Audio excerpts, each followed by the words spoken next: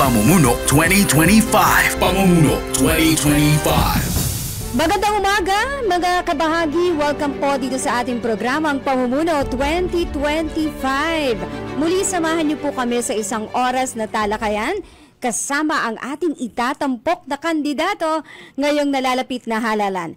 Ako po ang inyong lingkod, Met Sanding Binion. At siyempre po ang inyong kabahagi, Ben Paipon, para sa ating Pamumuno 2025. Yeah. Yung araw na ito, Tata Ben, ay excited ako dahil unang-una, kilala na siya, no? Dun sa mga talagang nakakaalam po, no, ng mga nangyari, mga panunungkulan dyan po sa area ng Valenzuela, no? At ito po ang ating makakasama ngayong araw na ito. Isa siyang Filipino politician, no? And nagkaroon po or nagtapos ng kanyang Bachelor of Science in Business Administration mula po sa UST. And previously, nag-serve siya bilang member ng Sangguniang Kabataan Youth Council at ng Sangguniang Barangay Village Council dyan po sa Valenzuela. Ayan. So, SK, no? Ayan. At yung kanya pong hindi matatawarang political career, no? Nagsilbi po siyang representative ng Valenzuela 2nd District mula 2016 hanggang 2024. And naging vice mayor din po, ano, ng Valenzuela City from 2007 to 2016. At pagkatapos po niya, naging city councilor ng Valenzuela 2001 to 2007. No, napakahaba na. Hindi pa po natatapos yan, ha? Ngayon po, siya po ay tumatakbo bilang independent candidate, no? Sa pagka-senador. Ay, teka muna, ba't hindi na-mention dito? Ang kanyang mahaba rin. Siya po ay kongresista, ha? Three consecutive, 3-term, no? Na kongresista po sa 2nd District ng Valenzuela. Nako! 2016 hanggang 2024. Yung pa lang, di ba, no? Masasabi natin kabisadong-kabisado na niya ang panunungkulan. Ang ating pong tinutukay, walang iba, kundi si Congressman Eric Martinez. Congressman, good morning. Welcome to Pamumuno 2025. Yan. Good morning po sa lahat. Good morning Valenzuela City. Good morning Metro Manila. Good morning Luzon, Visayas at Mindanao. Yan. Ito yung politiko po, mga kabahagi, who rose literally from the ranks. Yes. Oo. Nagsimula po kabataan SK, council. no? Oo. Pagkatapos naging sa barangay. Kagawad. And then naging kagawad din po ng konseho. Correct. As councilor of Valenzuela. Tama, oo. And then nung matapos po maging konsehal, naging vice mayor po ito. Yun. At nang maging after the vice mayorship, naging congressman for 3 terms. Ayun, tatlong beses na 3 terms naging congressman. Okay. Tata Ben, excuse me. Okay, ayos lang daw ang microphone. Okay. Mukhang hindi naka-on yung... Ayan. Okay. Anyway, Congressman, nababanggit po natin kanina, you rose from the ranks. Opo. You served as kabataang councilor, kagawad po sa barangay, and then councilor of the city of Valenzuela. Later po, naging kongresista na po kayo for 3 terms. And kulang na lang, naging mayor kayo eh. Oo nga, no? Dun sa local, ano? Local positions. Pero all of this, parang ibinigay ng Diyos sa inyo eh. What were you doing then before you became a sangguniang kabataan? Ano po nag-udyok sa inyo na tumakbo sa politika? I was just a choir boy. Choir boy! A choir boy. I played the piano sa National Shrine of Our Lady of Fatima during the 80s. Batang-bata pa ako noon. So, every Sunday, from 5 in the morning, 6 in the morning, 7:30, 9 in the morning, 5 in the afternoon, 6:30. Lahat ng misa. Lahat ng misa ako tumutugtog. Nag-iisa lang Then ba kayo? I conduct the choir. Ako rin na nagtuturo dun sa lahat ng choir. Oh. Then I play the piano. Uh-huh. Then I sing. So one day, it was 1992, teenager pa lang ata, 1992. Yung kapitbahay namin, kinausap ako, Eric, tumakbo ka nga ng SK Kagawad. SK Kagawad. So at that time, hindi ko po alam kung ano yun eh. Ano yung SK? Oo, SK. Sabi niya, ito yung it's the new version ng Kabataang Barangay under the local government code daw. So, okay po. So, kasi busy naman po ako sa pag-aaral noon at saka busy rin naman ako sa gawain sa simbahan bilang choir. So, sabi niya, hindi, sige, sumama ka lang dyan. Sabi ko, okay po. Paano po manalo dyan? Tinanong ko pa nga eh. So, ang kailangan parehistro mo yung lahat ng kabataan, edad 15 to 21. So, at that time, Kabin, 10 ang choir na hawak ko. Puro kabataan. Oo nga, puro so, youth just imagine, yun. lahat yun, syempre, pinarehistro ko. Then I campaigned. That's where it all started. Nanalo ko. I was the number 1 elected SK Kagawad of Barangay Marulas. Then several years after that, kinuha na ako nung barangay captain to run as Barangay Kagawad, barangay councilman. I won again. So that was 1997 up to year 2000. Then 2001, yun, nag-meet na tayo nun. I think you were active in Valenzuela at that time also. I was residing in Valenzuela you were at that residing. time. So, Opo. tumakbo naman ako city councilor. So, I was city councilor. Nanalo uli ako for 2 terms, 2001 and 2004. Then vice mayor for 3 terms, 2007 to 16. Then congressman now, 2016 up to 2025 of June. So, going back, well, you apply for a job, kailangan may resume. Opo.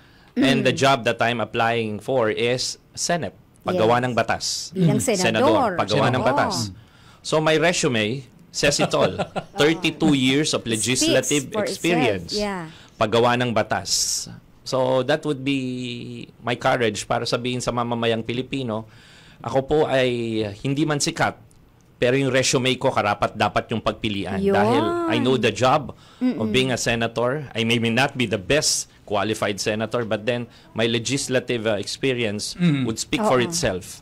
Walang katulad po yan na resume sa lahat ng kumakandidato ngayon sa Senado. And I think sana po ito'y tignan ng buong sambayan ng Pilipinas. No?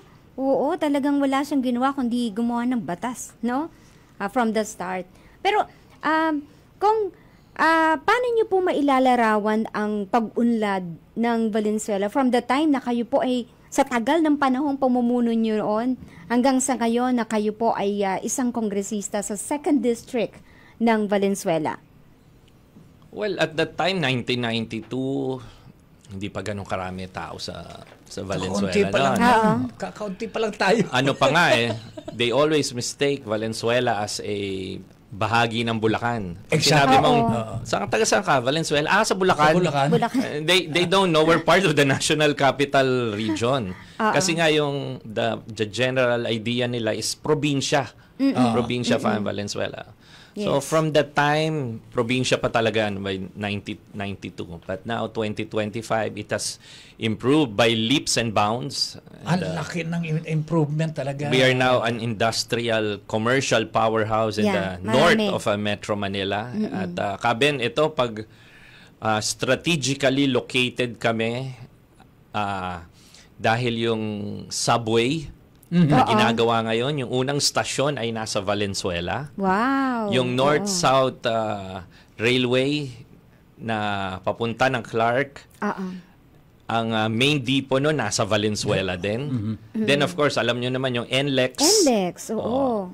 Ang Valenzuela connects, you go to the north, towards the south, andun yung Valenzuela sa gitna nun. So, actually, kami 5-10 minutes, nandun na kami from Caloocan, di ba yung aakyat ka ng NLEX extension. So strategically, Valenzuela has its place in the realm of economic development ng Metro Manila at ng buong bansa. It has improved by leaps and bounds. Wow. Ang dating sleepy city na probinsya ang Pananaw ngayon would always be looked up to by people ng ganda na ng Valenzuela. Of course, credit to the Gatchalian. To the new leadership. The leadership and the past leaderships. Not to take away anything from them. Yes. And, ang mayor po ninyo napin noon, I mean, because I was part of Valenzuela din.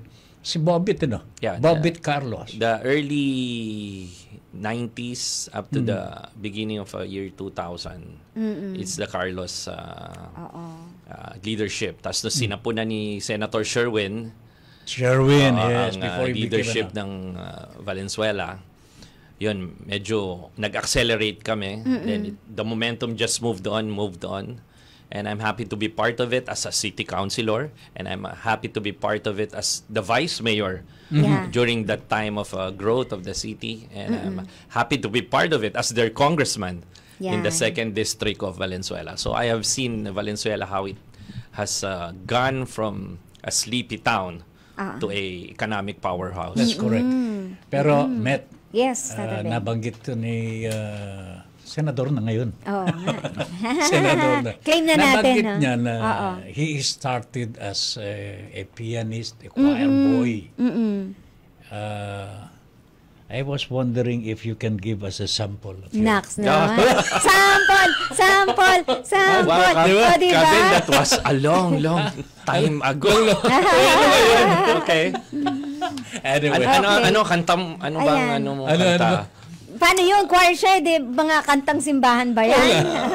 Well, I could give you a song kasi ito just yung pag-choir ka kasi ako nagtuturo eh. So, Opo. soprano, Yes. alto, tenor, bass, yun yung ano ng choir eh. So nababago ko yung boses ko from lalaki, ginagawa kong babae. Wow. Kasi nga, Oo, yung pag soprano, soprano, ituturo mo. mataas yan. Something like that. Oo. So, it's not the pale moon that excites me, that thrills and delights me. Oh no, it's just the nearness of you. It isn't your sweet conversation that brings this. So, something like that. Naiiba ko na yung boses ko. Pero ano po, yan, 20 years akong 20 choir years. eh. It's still there. It's Still there, yeah. Yes, of With course. God's gift na binigay Oo. sa Yeah, akin. that's, It's still there. Diyan po Correct. siya nagsimula as a political career, no? Yeah. Sa kanyang political Pero career. alam mo, Kabin, hindi ko talaga ano to eh. I just enjoy being in the choir, in the church, seeing people, singing, music. Then really, it's unthinkable. Who would ever think a napapasok choir ko yun. boy could be a congressman? Oo Could nga. be a vice mayor? What more if a choir boy could be the next senator of this country? Yan, tama. Sabi ko nga, this is the most difficult battle of my political career. The road to 16 million. At least I think 16 million votes. Pero sabi ko nga, if a choir boy, if in God's grace, if the choir boy could be a congressman, there's no reason just a choir boy could be the next senator of this country. Yun, tama po. Tingnan po Opo. ninyo ang progression ng kanyang career, ano ho? From kabataang kagawad, no? SK, hanggang napunta na po sa Kongreso and he got 3 terms there. Yeah. Yes. Oo. Kaiba, ano? Pinagkatiwalaan po kayo ng taong bayan ng Valenzuela, and that's something else. Yeah, unthinkable Yes. talaga. Unthinkable po yan. And I hope that you will continue with it. This is a beautiful story to be told Opo. sa buong bansa na, well, there are candidates na hindi sikat, pero if we are gonna put in some effort na tignan sila, Tama. I'm not saying ako lang yon. There are, out of the 63 remaining candidates, look them more intently and closely. Then through word of mouth, sige, kwento nyo. If you feel like you like number 41, Eric Martinez, to be there. So, it multiplies. We still have 49 days to go. Correct, Tama correct. po yan. Tell this story of mine. Okay. We Nako. will have more about Eric Martinez po, Yes, mga oo. kabahagi. Running for Senator mamaya-maya ng konti. Oo, Matt? alamin natin mamaya yung iba pang mga plataforma, no, mga adikain niya sa kanyang pagtakbo. Pero magpapause lang tayo for a break. Mga kabahagi, magbabalik ka agad ang Pamumuno 2025. Pamumuno 2025. Pamumuno 2025. Alright, Ayan. Congressman, we go to the more serious issues right now. Ano? Siguro Valenzuela, hindi po masyadong nararanasan ang kahirapan dahil progresibo na po ito. Industrialized. Pero other areas in the country are feeling the yung bang gravity of kahirapan ng buhay. This is pagtaas ng presyo ng bilihin, kawalan po ng sapat na sweldo sa ating mga manggagawa. These are the things that are really hurting people today. If you become a congressman, senator po, ano po sa tingin ninyo ang dapat po na isulong sa Senado para maibsan po ito, matapos na po yung paghihirap ng ating mga kabayan at magkaroon naman po ng kaluwagan sa buhay? Well, Caben, thank you for complimenting how Valenzuela has become right now. Pero syempre may small hindi naman double digit percentage pa rin na mga kababayan natin na living below the poverty line sa lahat naman ng lugar all over the country. Pero sabi nyo nga mas higit na pervasive ito sa mga kanayunan. Mas malaki ang... So, and you mentioned also the issue of food security and the rising prices basic of commodities. Uncontrollable Pero the numbers are down. Fortunately, yung inflation medyo bumaba nitong buwan na to. And ito may tanong sa akin na paano ba natin mapapababa ang presyo ng bilihin? So sabi ko, pag yung mga kandidato, sinabi niya, nagkagawa ako ng ganitong batas para mapababa ang presyo ng bilihin. Huwag po kayong maniwala. Nambobola lang yun. Ganon? I think we have enough laws to secure and implement para mabantayan ang ating presyo ng mga bilihin. It's just siguro the power of the Senate as an oversight ang kailangan tignan natin. Well, bigas. Baka naman issue lang to ng sobrang dami nag-hoarding.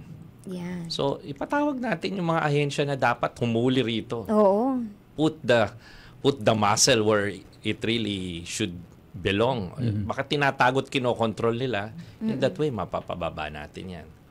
Baka naman ang issue is, which alam naman nating lahat, the middlemen are making a killing out of this. I think yun ang tignan through the power of oversight. Baka yung ahensya naman ng Department of Agriculture magawa ng paraan na to na sana yung mga middleman naman ang talagang tutukan nila. Abay, bilhin nyo sa tama ang tama yung binibili nyo sa mga farmers. Then if you don't, then that's the time. Lagyan natin ng batas penalizing this middlemen or tax them more. Congressman, you've been in Congress for 3 consecutive terms. That's 9 years. Yes. No?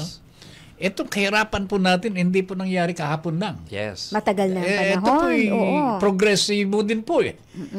It has become a vicious cycle. Exactly. Now, what did you see as a congressman na hindi...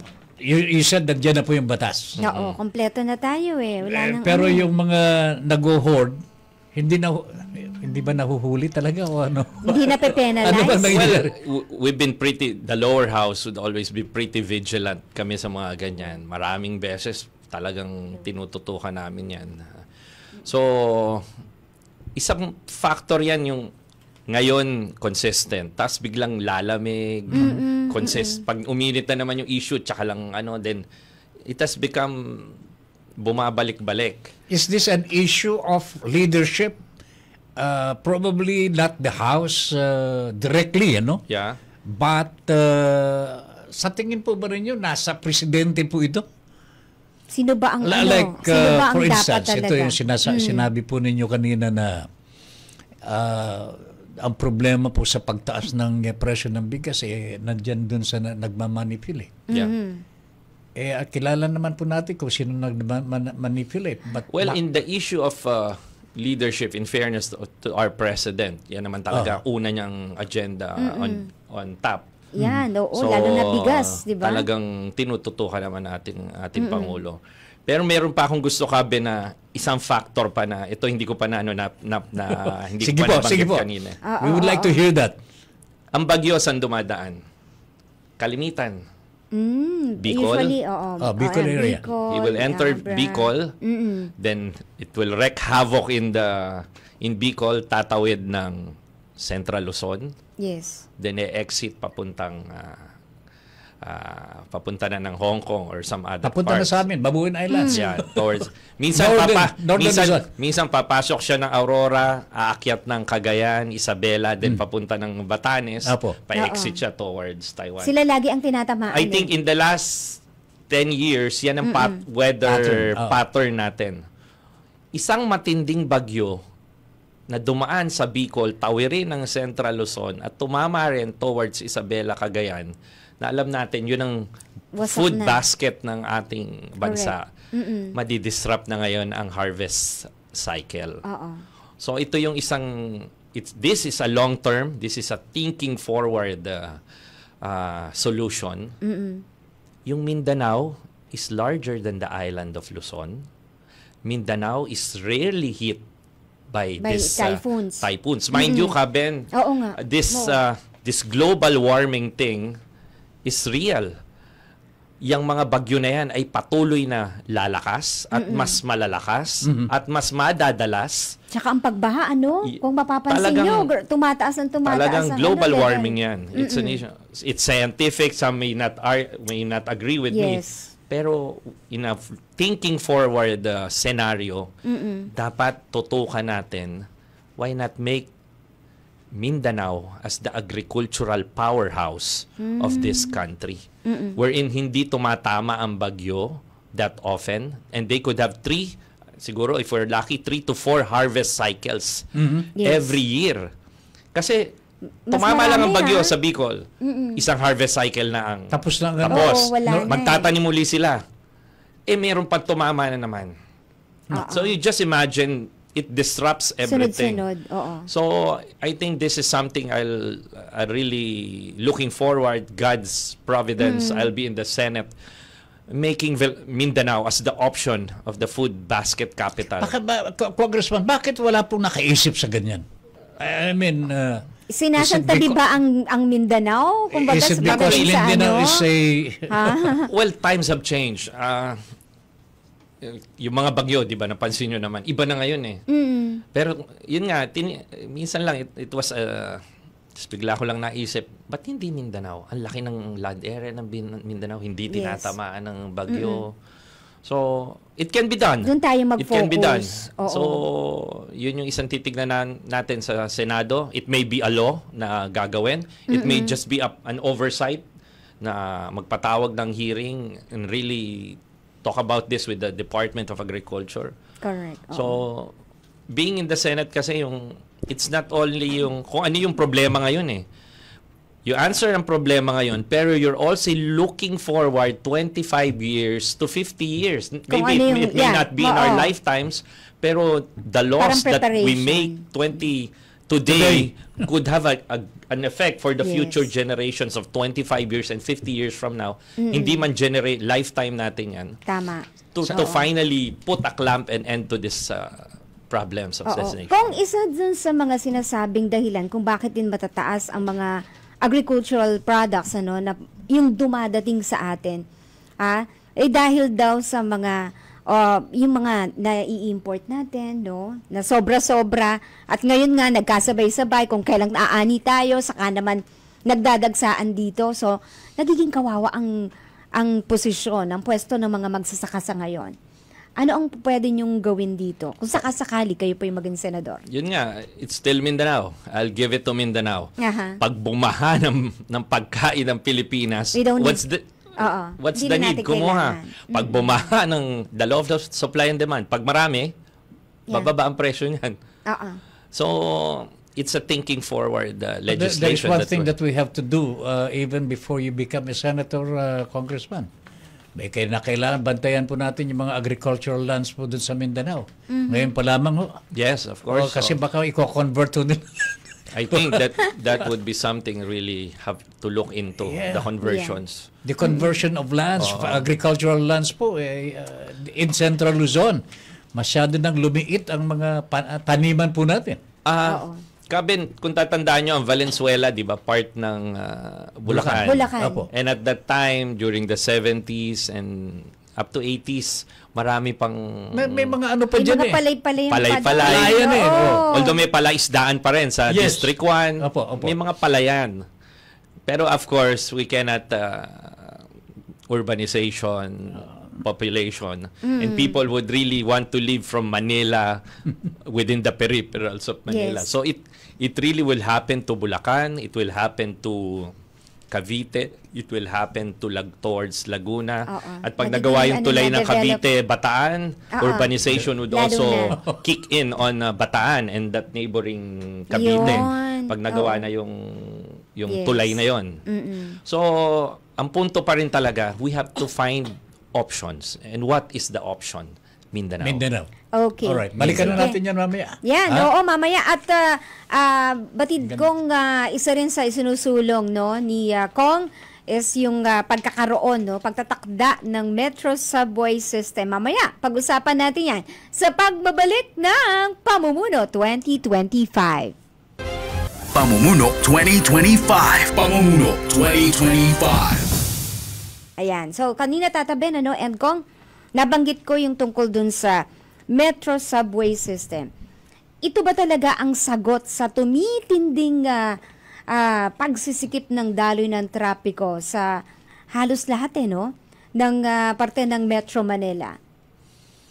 Well, ito ang sagot hindi lamang para sa pangkasalukuyan. Ito ang magiging sagot para sa susunod na 20 hanggang generasyon. Susunod na generasyon. Parang long-term ito, long-term project. Nung pong ako'y nasa Kongreso, ako'y naging bahagi ng Committee on Appropriations at ang hinandle kong idepensa na budget ay ang budget ng DOTR. So, nagkaroon ako ng konting kaalaman sa issue ng subway at mga rail system. Itong Metro Manila subway rail system natin ay nagsisimula sa Valenzuela, tatawid ng Quezon City, papunta ng Pasig, at papunta ng Taguig. Okay. So, isang linyang diretso siya. Oo. Pero kung papansinin niyo po, ang Metro Manila ay binubuo ng 17 syudad. So, kung ako'y taga Malabon, hindi naman ako makakasakay ng subway. Taga Navotas ako, Caloocan, Pasay, Greater Manila at saka yung Greater Quezon City. Tama. Muntinlupa, Parañaque, Marikina, San Juan.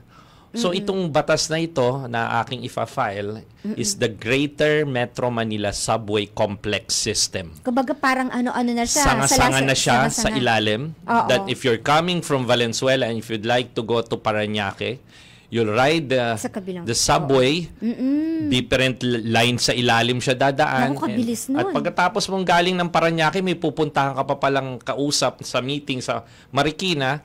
Dadaan ka na naman ng subway. Sa ilalim. Sa ilalim din. At pag galing mo ng Marikina, ay naku, may meeting pa pala ako sa Malabon, papunta ng Caloocan. Sasakay ka lang ng subway, in a matter of 10 minutes, nandun ka na sa susunod mong meeting.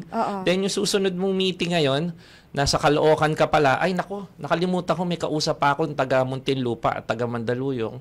10-15 minutes na puntahan mo. Kabilis, Just imagine kung lahat will be using this mass transport system. Abay, wala nang luluwag bibili ng sa kotse. ibabaw, lahat Japan. Nababawasan Let's ng talk kotse. about Tokyo, Kabin. Yan na yun. Tokyo, Ito. the most densely populated city. Pero, the rush hour is really, pag nakita mo, grabe, kaliwat kanan ng tao. But then, you see traffic? No. Because all of them are walking down those stations. Sasakay sila ng mass transport system. They're using the subway. Yeah, So, pag mabilis. nagawa itong batas na to, Kabin, it will be the direction of the state. not the direction of an incumbent president. Sa tingin po Tama. ninyo, Congressman, kailan po maisa sa katuparan nito? Ito nga it pala, is- nabibitin na itong yung Yes. first project parang This delay. will be at least a 25-year plan. Sige, matapos itong linya ngayon, Valenzuela to Taguig, from north to south. Pero kung may batas na tayo, polisiya na ng Estado to, kada taon, may pondong ilalagay na dadagdagan Diyan ng isang stasyon, dalawang stasyon, papunta naman dito. So it's really a 25-year legislation. Sabi ko nga kanina, di ba, dapat ang batas natin hindi lang para tugunan ang pangayon, Yes. ngunit yung not in our lifetime. Hopefully in 25 years time, Kaben, 100 years old ka na noon at ako'y 75, Nakakasakay ka pa 77 ng- years old. 80 pa lang ako. Makakasakay In ka pa ng 25 years time, oo. pag galing ka ng Caloocan, pupunta ka sa Valenzuela, magsasubway ka, susunduin mo ko. Diba? Tapos from Caloocan, from Valenzuela, sabi, pupunta tayo ng Taguig, sasakay lang tayo ng subway, mamamasyal tayo papuntang Marikina, subway, Napakadali. pupunta tayo ngayon ng Caloocan, ihahatid kita from Marikina, subway. Diba, no? These are the things that would fuel the economic momentum. And this is possible. Ito po ay posibleng mangyari. Yes, of course. It could be possible. Kasi nangyari naman sa ibang bansa. They may be first world. And it's happening here already here. Yeah, we're doing it. At least We are doing naumpisahan it, na. no? Yeah. No? Naumpisahan na tong So ang first project kailangan na po to. dito, Congressman, is a legislation para maging policy direction ng Policy state. direction Hindi ng lang state. policy ng Ng yung isang presidente. lugar. Opo. Kasi kung si presidente BBM ngayon, syempre tuloy ang subway. Oo. That's very good. Paano yung susunod? Mapuputol na Paano naman. yung susunod kung hindi Oo. yun ang policy niya? So kung may Correct. batas tayong ganun, ay hindi, kailangan pondohan ito taon-taon. It also goes with a Cebu railway system. It also goes with a greater Mindanao railway system. It also goes with a greater Luzon railway system. Mass transport system will be the growth and driver of this economy. Pati ang natin, ang mga agricultural products natin, mabilis, no? Imagine Matatransfer connecting mo. Ilocos Norte, Ilocos Sur, La Union, Pangasinan, Tarlac, Pampanga, Bulacan, Nueva Ecija Wow. towards Greater Metro Manila from the north. Then connecting Metro Manila towards to the Yes. south by Cavite, Laguna, Batangas, Rizal, Quezon, Camarines Norte, Camarines Sur, Albay, Sorsogon, and connecting the northern part of Cebu towards Cebu City and Cebu City towards the southern tip of Cebu by a railway system. Yeah. Ambitious? Yes. But it can be done. And we should Kailangan start talaga now. maging ambisyoso tayo, no? And it can be Lalong-lalo done. na sa ganyang aspeto. And of course, yun nga, Mindanao, if we can make Mindanao the food basket of this country, a greater Mindanao railway system should also start in the next 25 years. Ayan. Yan. So yan mo ang abangan natin mga babayan. At eto po, nasa plano na po Yes. ng ating kandidato Correct. for senator, no, si Congressman Eric Martinez. Yan. He's running as independent. Independent ka for Pero senator position. ang sabi nga po ng iba, bakit independent? Oo nga. sabi. May partido Pero naman. hindi na po yun Ha? Oo. Kasi ang boto naman po individual voting yan di Yes. ba? It's an independent mind who will It's an independent mind. who will vote for this Ito na independent po, senator. kailangan natin ng Pero teka pagkaisahan. lang, bakit Di ba? parang, di ba, parang, kasi dati PDP, Bakit? Is it because of the brink between the the Marcoses and the Dutertes? That's why kayo po ay tumatakbo bilang independent? Well, in 2022, I ran under the banner of Uniteam. Aha. So I still maintain the position that for this country to move forward, we must support the incumbent president and let the previous administration had their fair share of contributing to this country. Let's move forward. Let's move Yes. forward. So That's politics too. having said that, being an independent will make me more make better judgment. Not on political leanings, but Yes. on what is best for this country. I've always maintained that position that for this country to move forward, what is best is not your political leanings, but yung suportahan natin ang ating Pangulo, suportahan natin yung magagandang proyekto, and I think that's the best way to go. And moving forward, PRRD had his best share for this country, and let history be kind to him, and let's move forward in making the next 3 years of BBM be successful, because a Just successful support. president is a successful nation. Of Yan, the nation. tama po. Alright, bago tayo mag-break, Met, Yes, Tata Ben. gusto ko lamang pong maitanong kay Congressman Eric Martinez, our senator-to-be. Sana ho Katotoo. magkatotoo. Yes. Senador, meron na tayong free tuition sa mga eskwelahan, universities, and so on and so forth. But the fact is that so many of our college students do not pursue. Hindi po sila nagtatapos. Hindi nakakatapos. Maraming hindi nakaka-graduate sa kolehiyo. Maraming hindi na tumutuloy. Despite the fact that we have tuition fee free. Oo, marami tayong sa state mga universities. po natin. Oo. Ano kaya ang dahilan nito? Do you have any plans for this? Several factors, economic factors, family, we don't have the numbers. I don't know the numbers. Pero what is important, libre na siya. And we have to incentivize, I think. We have to incentivize the children more. In as much, kasi pag libre naman, hindi pa rin ibig sabihin nun, wala nang gastos eh. Namamasahe pa rin So, baon, yung bibiling ballpen, yung bibiling notebook, may requirements si teacher, kailangan bilhin. I think we have to incentivize them more, and yun yung dapat tignan natin. Baka yun yung... Hindi na ba po pwedeng ilibre na lahat? I think that's the way to go. In a thinking forward, diba? Country, kung nakikita natin, bumababa yung nakakapasa, I think that's a good suggestion, Senador. Oo. Pero kung ito lang, napansin ko ang mga estudyante sa mga science high school, just like my, napansin ko meron sila, aside from libre na, maganda ang paraan ng mga turo, meron silang allowance. May allowance talaga ang mga estudyante. Bakit hindi sa lahat ng schools, 'di ba, na may allowance sila?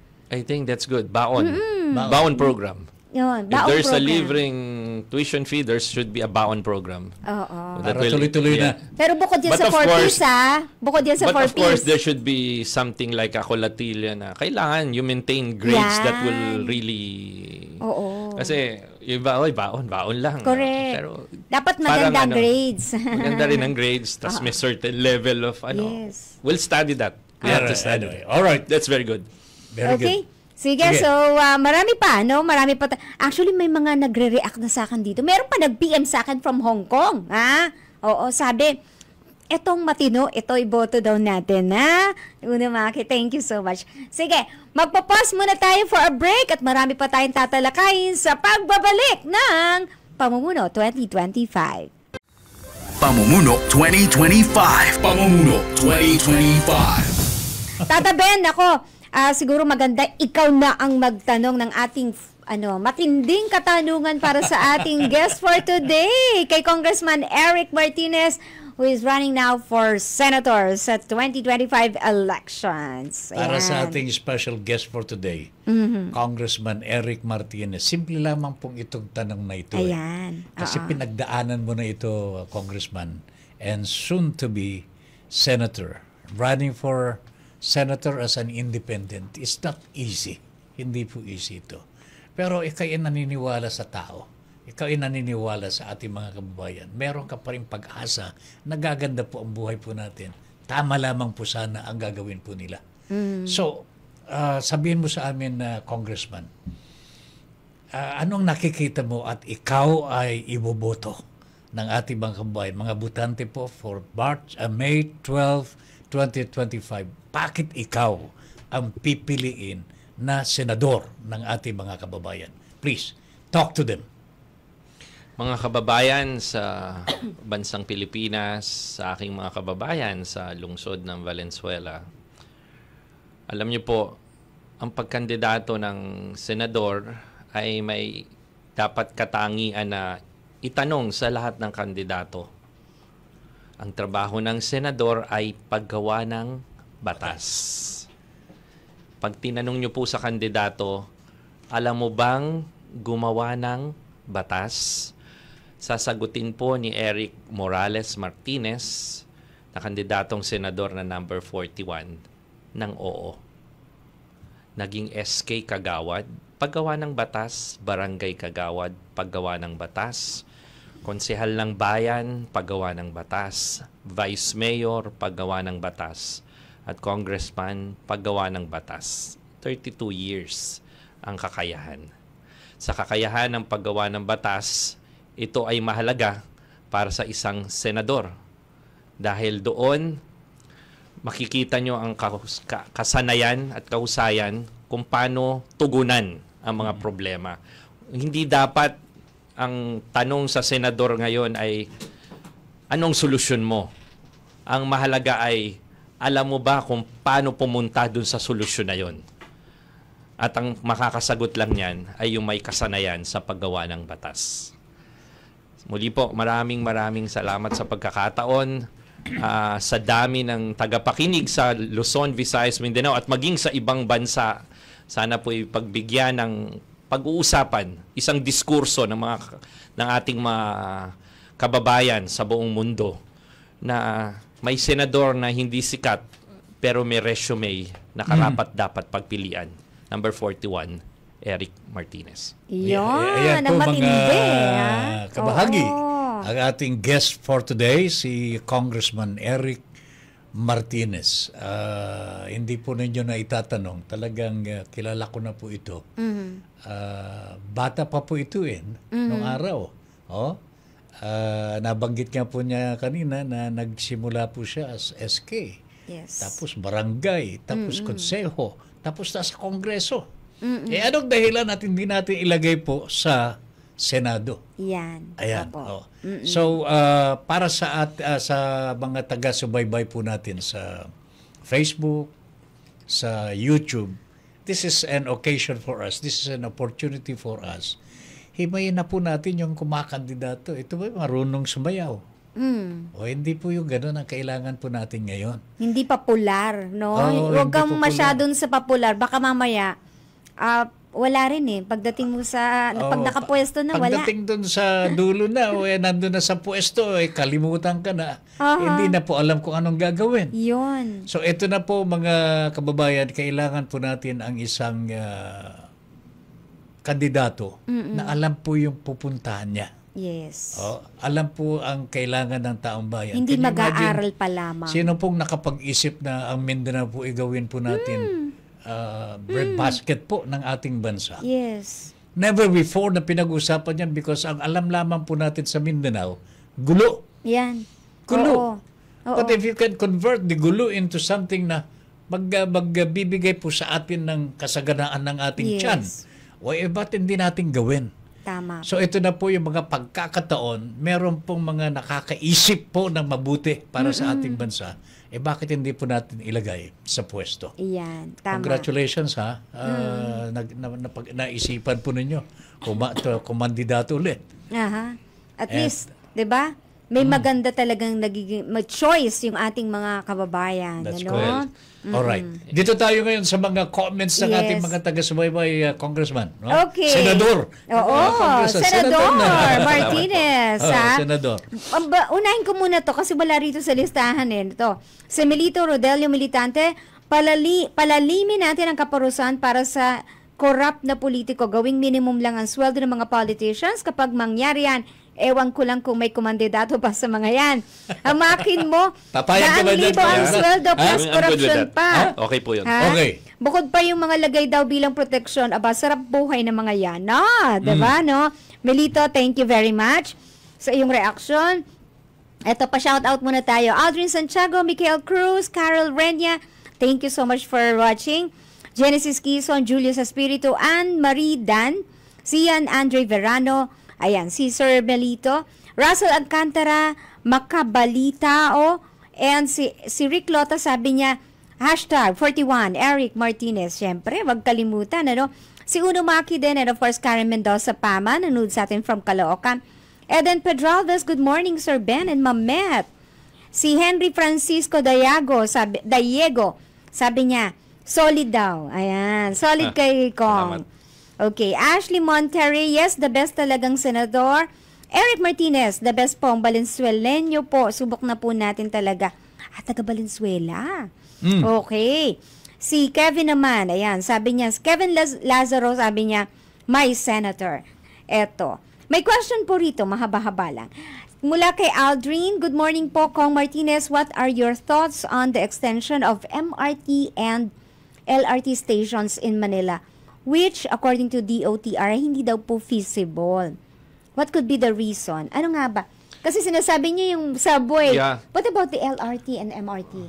Maybe the rapid urbanization would hinder na, kasi right-of-way issues na magiging problema dyan if we have to move forward. So at least, kung sa baba, using the subway, Walang ano. Yeah, the right-of-way issues would, I think naman, that's a no-brainer. Nasa ilalim. Not unless yung mga sa ano lang, yung malalaking stasyon lang sa itaas. Ano? Yeah, pero ano yun, minimal na yun. So, yun yung nagiging problema. Everything is thinking above, but the solutions are underground pala. So, MRT, LRT, in as much as gusto natin talagang pahabain siya towards the peripherals of the National Capital Region, mahirap na. Talagang marami ng obstacles. The right-of-way issues will be the biggest obstacle. So, subway. Let's go Subway subway. is the answer. Subway is the answer. Meron pa isang question sa panahon daw po ngayon ng disinformation at fake news na laganap lalo sa social media. Paano nyo po ito mareresolba? Makinig kayo sa mga radyong programang katulad nito. Katulad dito kay Ben Paipon. Yes. Walang cut. Walang cut yan. This is live. What you see is what you get. And social media, totoo naman yan. Napakaraming things na pag diyan ka lang nag-rely. And this radio stations, sabi nyo nga, walang cut, live. That's the way to go. Dito kayo makinig. Continue to support programs like this. Okay, very well said. Naku, thank you very much po, Kong, na kayo po ay aming nakasama dito sa ating programa, and hope naliwanagan ng marami nating kababayan, lalong-lalo na sa mga sa mga kakaiba. Meron pa ba kayong gustong idagdag? Message? Meron pa ba kayong gustong I think iwanan sa ating mga taga-subaybay? I'll just do my best given the chance to be your next senator of this country. And sabi ko nga, yung pag-aaral, hindi naman natatapos lang dahil mahaba yung experience ko. When you get there, you really have to study more. Because once you get to the plenary, yung plenaryo na, then you go through intense debates and grilling with your fellow senators. I think you should be ready. And I am ready. I'll be ready. I may not have the answers now for this country, but through legislation and hard work, we'll get there. We'll get the right answers and solutions. And you have proven that.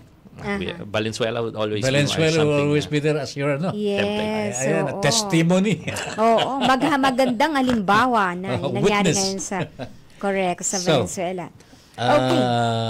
Congressman, we wish you all the best. Thank you. It's an honor. And alam po ninyo talagang kilala ko na po itong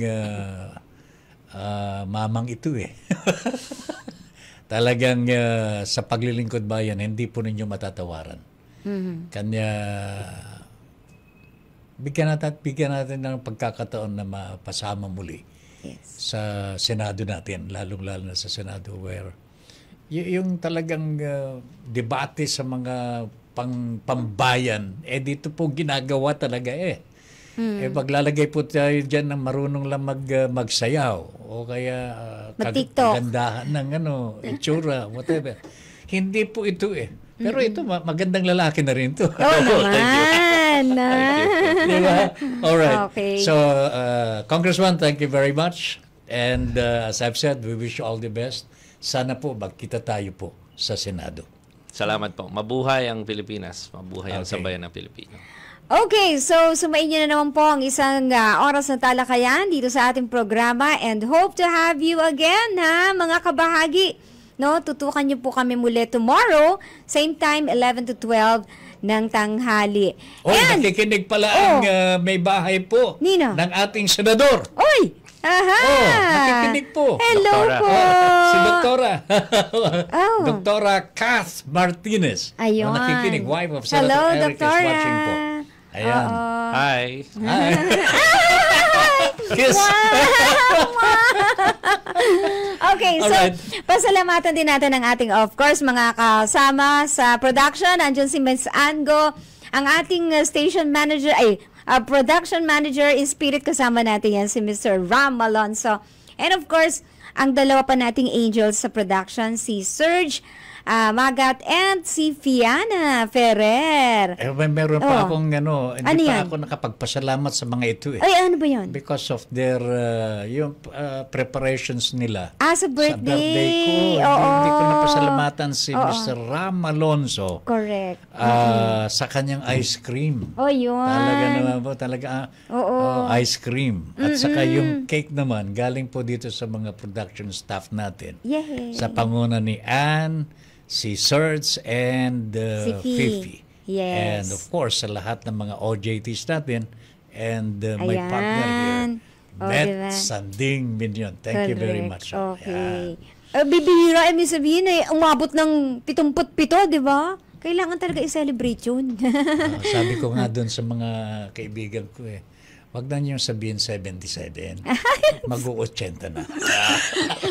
Okay, sige. Pasalamat din tayo kay Lisel na kaagapay natin mismo dito sa booth. thank you. Of course, tataben ang ating mga nasa technical side. Yes, mga estudyante po natin from the LPU, CEU, TUP, Adamson, NCST, UCC, FEU, and the University of Santo Tomas. Alma mater. Ka-alma mater of, ni Kong. Congressman Oo. Eric Martinez, soon to be Yes. our senator. Ayan. Senator Eric Martinez. It sounds good, no? Yes, ang ganda It sounds pakinggan. good. Yeah. Okay. Alright, Till tomorrow, ingat po kayo mga kabahagi. Ako po ang inyong lingkod, Met Sanding Minion. At syempre po, ang kabahagi po ninyo, Ben Paipon sa ating Pamumuno 2025. Pamumuno 2025. Pamumuno 2025.